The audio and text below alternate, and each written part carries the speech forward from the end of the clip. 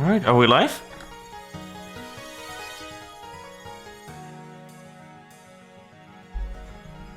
Poker, are we live? Just double checking. Yes. Alright, hello everyone, and welcome to not a week game, confirmed. No, I'm joking. This is Touhou. In case you've never seen Touhou before, it was actually like just a title screenplay, like playing a replay. It's a bullet hell game. And today, we're gonna be speedrunning the extra stage. And this got some stuff in it. But before we start, I do wanna point out that I've got permission from a very lovely composer. Let me just make sure I get this right. I got permission from Ruka and Saki to play an absolute meme song here for the stage team. I modded some custom music in, so want to give a huge shout out to her before we start here. But yeah, we're gonna be using Rhymer B. They call like the top character. They go by like A, B, C. I don't. It's just you know how the community works. And we're gonna be using Rhymer B because she has the strongest shot type, which basically means she does the most amount of damage without bombs. And I specifically say without bombs because that's gonna matter more. But let's just get the run started. I believe we should be ready on time. Poker, by the way, before we start the run, the stage part is the only part probably where you can get any shout-out in service. Anything you want to say before we start the run, this would then either interrupt me during the stage part, but during the boss I need pretty much full focus. Because the boss is very much a focus time, and just trying to explain everything at once, and it's a thing. Just wait for it. So let's get the run started in 5, 4, 3, 2, 1, go. All right. So the thing about Touhou is that this song. Okay, anyway, so the thing about Touhou is that it's always the stage part which is completely static. So these enemies, we know where we're gonna spawn, we know what we're gonna do, so there's, you know, strategies we can do this. It's not really hard. And then there's the boss. Also, I kind of messed that up. I left that one enemy there, but that's fine. That's just one bullet that these enemies shoot at you. And these enemies, you can kill them before they shoot their directed bullets. Even if you miss one, these bullets are directed, so that's completely fine. Now, what I'm going to do is, you can see I'm picking up 8 power. These are big power items, and I'm purposely not going to go full power here. I'm going to leave myself at 124 power here. 128 is max power, because when you reach max power in this game, it does this. It clears the bullets, all screens, and that deals with that really complicated wave. And I don't want to deal with that wave. You can die in that wave if you don't know what you're doing. And screw that. Screw dying. Speaking of dying, I have like 3 mistakes to make over this run, by the way. So yeah, if I make more than 3 mistakes, this run might not finish. This run is kind of volatile in that regard. Yeah, that's one mistake. I tried to fast dodge in there. That's bad. That's not good. It's really not good. Anyway, here's the mid boss. Here's Patchy. Now the thing about Patchy is we can still use bombs on her, which is very nice, because that means if I get into a situation or whatever, I can, you know, just use a bomb, or, you know, just use bomb to clear out like half of health bar. Also, this spell card Royal Flare has a super cool strat. You just stay at the top, you dodge once to the left, and then you bomb right here, and that's the card. And now for a Furful Officer Stone. Also, relatively simple spell card, although it is possible to... Okay, this is terrible. Just bomb it. That is a bit bad. I lost a couple seconds of there, but you know what, doesn't matter. It's a marathon. Time for the second stage part. Again, Poker, just a reminder, if you have anything to say, any donations that come in, just interrupt me. I almost died on that part, that would have been embarrassing. And after this part is going to be probably the hardest stage part in the entire run. This part not that hard. Basically, it does this 3 times, and then on the 4th time, it basically like quadruples the amount of bullets. So this right here is pretty straightforward, just some tiny, you know, side dodging and everything. But then the third wave of bullets it can be a little bit tricky. And hopefully I don't die, because I've already made one mistake, and I don't wanna go into the boss with just one mistake to make that be very bad. This is bad. This is so bad. Oh my god. I should have died on that. I deserve to die on that. This is terrible. I go Patchy, hell yeah. And we have last section right here. And now we come into the meat of the run. Here comes the boss. Also, the Touhou fandom absolutely hates Undertale. So here we go. Of course, we're gonna mod in some Undertale music, because why the hell not? Anyway, here's Flan. And now we come into the meat of the run. The thing about extra bosses in Touhou is that they do not take back the damage from bosses. And that means we have to do all of our damage with the shot type. That's why we use Rambo B2. Cranberry Trap, one of the first spell cards, is really RNG based on where she goes. Luckily we got a bit lucky there. It can go much worse. She can basically dodge you like to the side you don't want her to go on. Also, that's a terrible non-spell right there. Alright, second spell card, Lava Chain. I don't know how to pronounce this. This is a relatively simple spell card. You just kind of like follow the path that you do. You do a time dash to the right and that's it. This non-spell, really trivial. You just, if you stay right below her, you just have to dodge like 2 bullets at it. Third spell card, for 4 of a kind. This is one of our really hard spell cards because she spawns like 3 clones of herself, which also can block bullets, but it looks like I'm getting lucky. This might be a speed kill. This should be a speed kill. Very nice, very nice. 4 of a kind. Most of runs die in this card because she will like her clones can like go underneath her and block all the damage that she's doing. That we're trying to do to her. And you can lose like 10 seconds of that card, which on a run of this length is just game over. Okay, sorry, I had to go down there. Not the most optimal Koumakyou. That card is pretty straightforward, but it can wall you if you're super unlucky. Alright, now time for my most favorite spell card. This is Maze of Love, and you think, you know, you just go in circles on this card if you look at it, but no, we just stay at the bottom and we just kind of do micro dodges and hopefully don't die. Oh, that was so close. Okay, I have one more mistake left to make before the run. That's bad. I really did not expect to die there. That's just bad. Okay, we should be fine. If it gets too complicated, I can just bomb, which will lose me a ton of time. But you know, better safe than sorry, right? So if I get into like a really bad situation, I will just bomb at this point. This is a terrible stumble break. I lost a ton of time here. That's unfortunate. But again, at this point, I have to play it safe. Because I cannot afford to die one more time, because the final spell card of the run usually takes a death. Because of how hard it is. Alright, they cater to... Kind of pronounce this. This card is a cool speedrun start. Hopefully I get to pull it off and don't get walled. Nice, did not get walled. That's a really cool speedrun start. You just kind of follow the route here. This is your last non-spell card, and this is an absolutely trolly one because she shoots these directed bullets at you, but she usually goes in a direction that you're not going. So yeah, she's kind of trolling me there. That's fine. Clocks I take away pass is another one of her spell cards that has a good strategy to it. You just kind of like follow the route that I'm doing here, and then here I have to do a micro dodge to the left, back to the bottom, and you just kind of follow that route, and it's pretty straightforward. Now, second to final spell card. Survived so far, but this is a survival spell card, which means there's no damage to be done here, which means, Poker, you have like 30 seconds to plug anything right here if you want to. If not, I can just explain the rank system quickly in this game.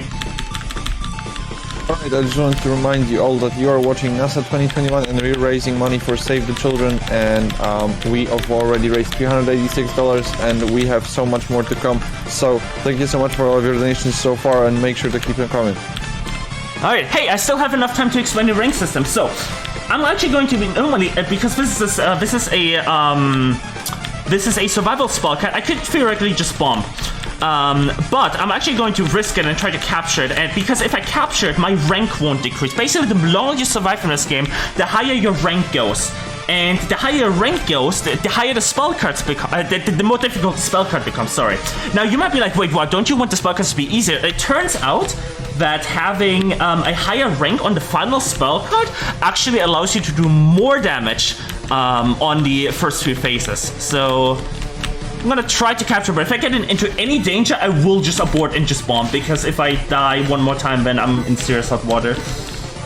Okay, now I just dodge horizontally, and we're good. Nice, that's a capture.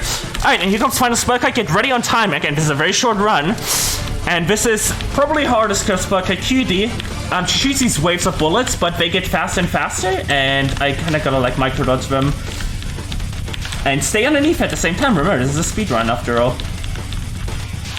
And at some point, I will take an intentional death. And this might be now. Yeah, this should be good. And get ready on time. When she explodes, that's time. And time. My end, that's a 7:45. That's a pretty decent run considering this is like the first time I'm actually at the marathon scheduled for real. Could go much worse. Could have had a no finish, but hey, finish with 0 lives. And that's how you speedrun the extra stage. It's really hard to commentate these runs while, you know, you're playing at the same time, but I hope I did a good job of kind of like explaining how like bullet hells and all that work, how like the mechanics of the game works. But yeah, it's a very high action run. If you want to learn it, it's pretty simple to learn. You just kind of learn the spell cards. You just kind of play the game, and then you just try to go fast. It's like easy to learn, hard to master in a kind of way. Okay, then again, it is a bullet hell, so you do need some base skills for it. But if Poker has nothing to add, if Poker doesn't have any questions, then I'm pretty much good to go here. Yeah, we're good to go.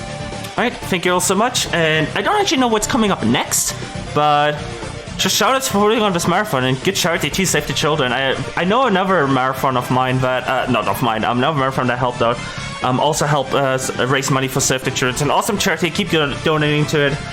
That's it for me. I'm gonna be back on Restream, I believe, tomorrow, so you'll be having me in the background. Peace out.